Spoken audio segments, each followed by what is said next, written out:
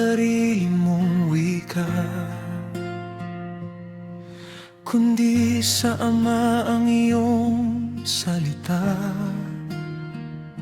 Ikaw ay sinugo upang ihayag ang utos niya'y iyong tinupad. Sa bawat salitang iyong bitawan, kalooban ng Ama'y naroon.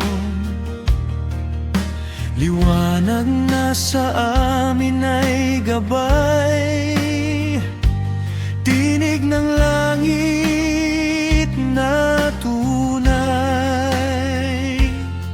Sa pakikinig ng iyong salita, pananampalataya'y lumalulago na. Puso ko'y iyong binubuksan sa katotohanan mong buhay.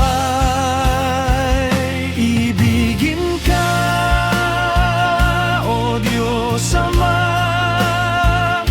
buong puso, kaluluwa at isip ko'y sa'yo na. Ito ang utos mong dakila na aking susundin magpakailanman.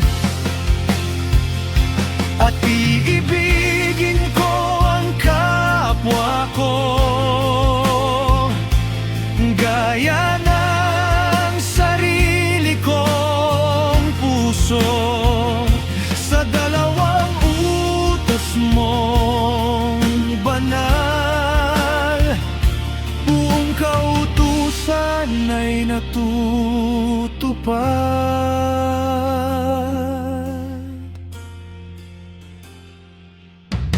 Hindi lang sa salita at dila, pag-ibig ay dapat makita sa gawa't katotohanang taglay. Pag-ibig mo'y nabubuhay sa bawat hakbang ng buhay ko. Kapwa ko'y iibigin ko, pagmamahal na iyong iniwan,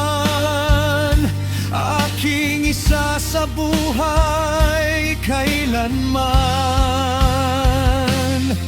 Sa pakikinig ng iyong salita, pananampalataya'y lumalago na. Puso ko'y iyong binabago sa pag-ibig mong wagas at totoo.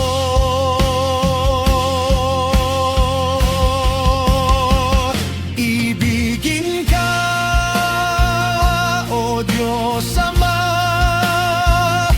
buong puso, kaluluwa at isip ko'y sa'yo na. Ito ang utos mong dakila na aking susundin magpakailanman. At iibigin ko ang kapwa ko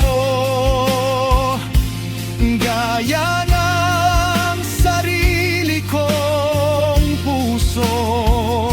Sa dalawang utos mong banal, buong kautusan ay natutupad. Sa salita ni Kristo ako'y makikinig, doon ang pananampalataya'y sisibol at lalalim sa utos ng Ama na Kanya kanyang dinala. Buhay na walang hanggan ng dala. Ibigin ka, O Diyos Ama, Ikaw ang una sa lahat ng gawa. Sa puso ko, Ikaw ang hari. Pag-ibig mo'y mananatili. At sa kapwa ko'y maglilingkod. Sa gawa tapat na pagsunod. Sa iyong salita ko'y mananatili. Hanggang wakas, ikaw ang mamamayani.